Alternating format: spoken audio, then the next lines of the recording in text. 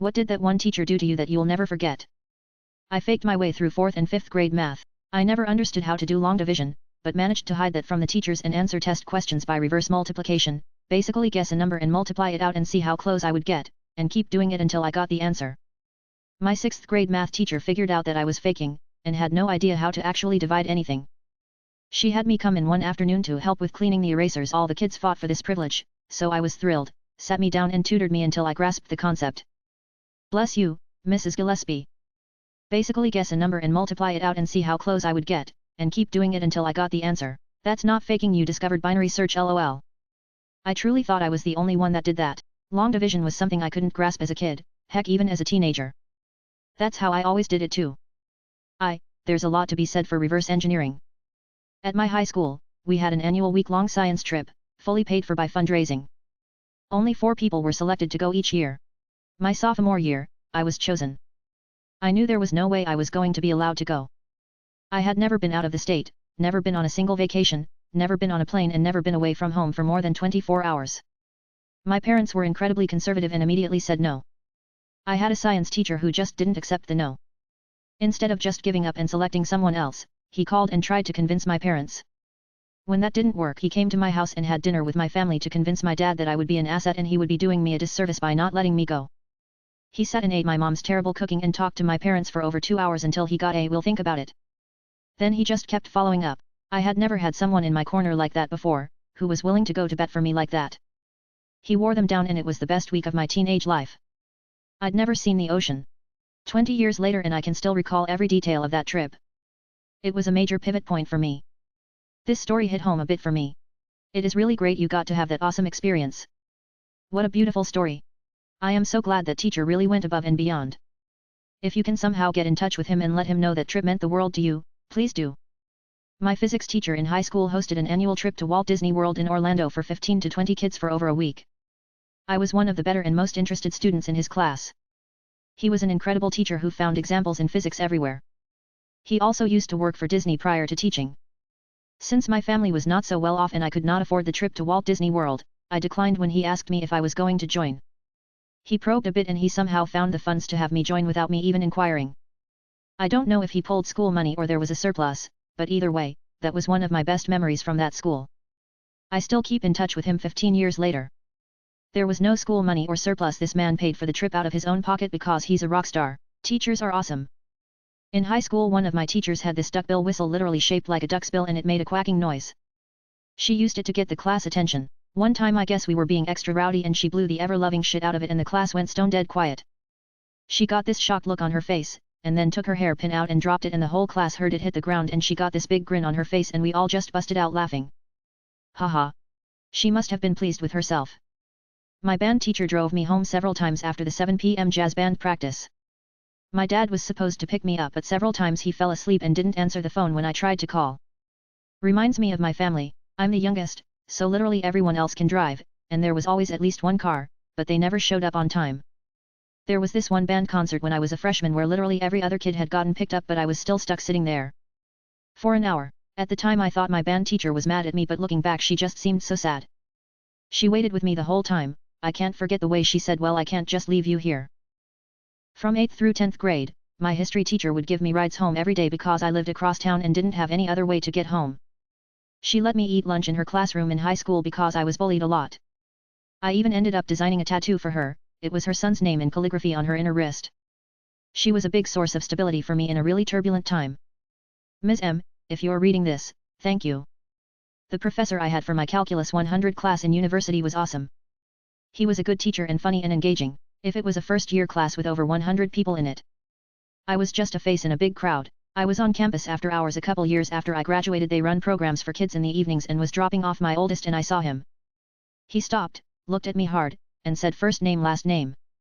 Not a bad student. Not great. But definitely not bad. And kept walking. This was a good 6 years after I graduated. Absolutely amazed he would have remembered me at all after teaching how many hundreds of students in between.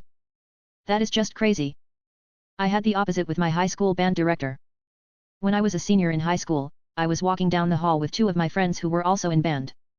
At this point, I had been in band with this teacher for almost 4 years, saw him every day, and had one-on-one auditions and regular individual performance exams with him. He saw us walking by and greeted us, "Hey John." "Hey Jennifer." "Hey," drawing a complete blank on my name. I didn't take it too personally.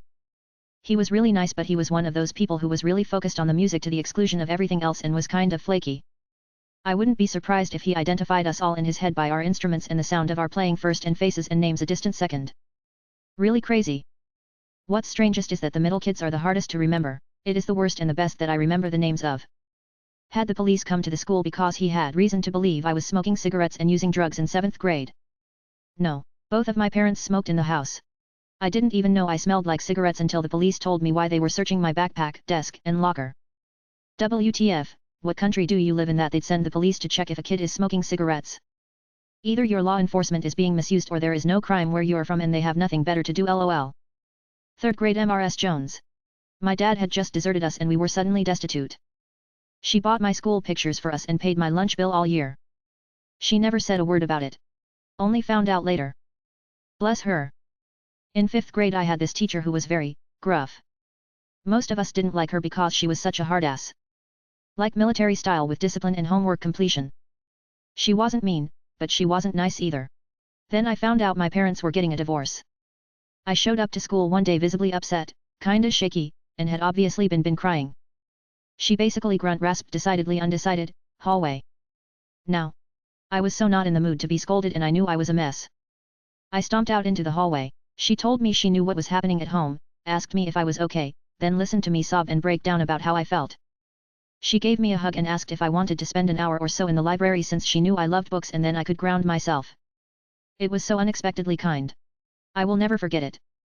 I found out later she was so gruff and short with us because she'd been teaching for a long ass time and kids are mean. She had some sort of health condition that left her in pain most of the time and she had to use a cane which caused her to hunch a bit. Over the years all the meanness of the kids made her a little hard and cold. But she really did care about her students.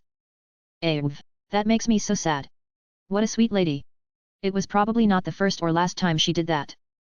That makes me want to sponsor a teacher. Ah. Such a wholesome story. My re-teacher tried to keep me behind for no reason.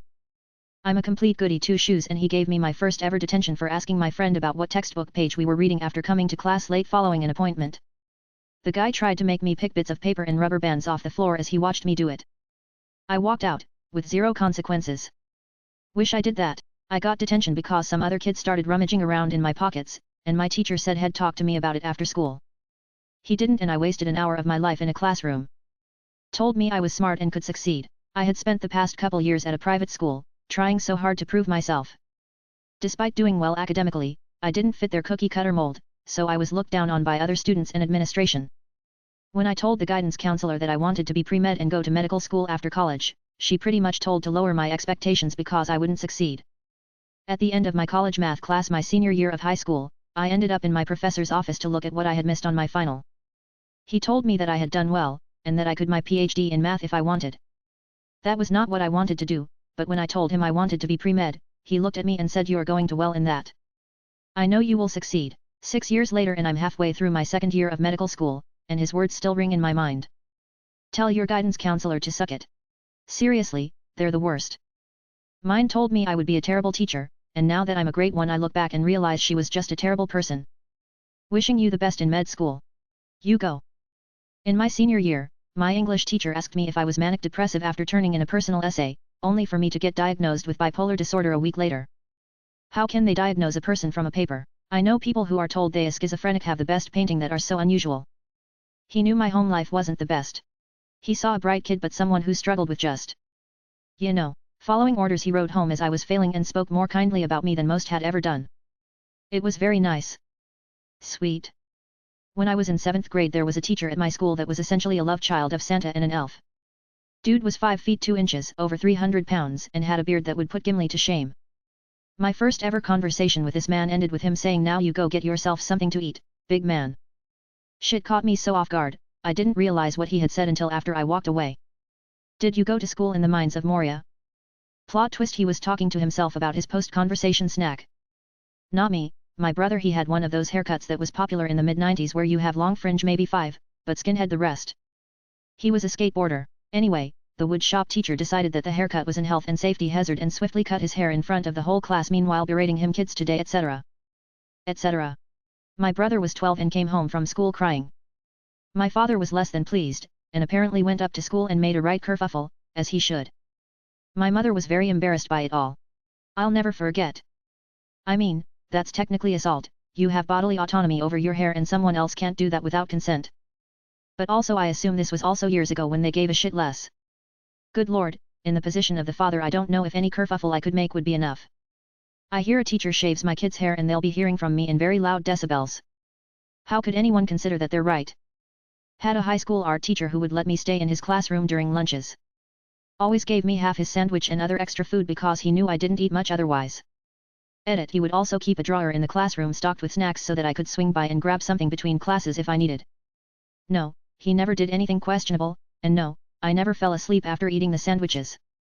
He was just a kind person. Sweet. My teacher did the opposite. I had too much food, and always took my peanut butter sandwich. Probably because the kid next to me was allergic, but what a bitch. Gotta say, as a teacher who has always had a small nerd, heard affectionate term at lunchtime that eats in my room. It means as much to the kids as it does to me that they are comfortable and happy and have found a safe space to chill. I will always offer snacks and occasionally unsolicited advice while half listening into convos. It's one thing I never considered but miss so much this year due to the pandemic. No kids eating indoors/in classes this year. What character death was satisfying to you? Macaulay Culkin's character Henry in The Good Son. For a moment there I thought Home Alone must have had a director's cut. I totally forgot about this, but I agree wholeheartedly. It was the most disturbing, possibly best acting job Macaulay Culkin had done, and even better was it was done alongside Elijah Wood. The way all the Terminators died in the first two movies. The first two that died felt good because that terrifyingly intense villain you thought was undefeatable finally died. And when Arnie sacrifices himself in the lava and gives that thumbs up, that really hit me in the feels. I know now why you cry, but it is something I can never do.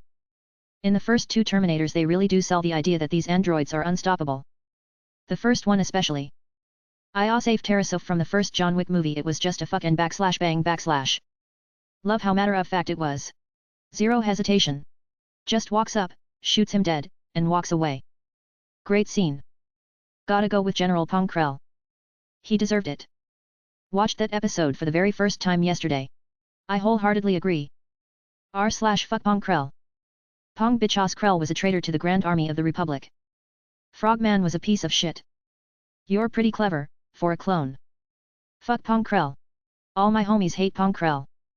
The warden from the Shawshank Redemption. The last thing he sees is that motto he'd held over everyone else, *, his judgment cometh and that right soon. *. This was the moment I knew Morgan Freeman was one of, if not the best, narrators.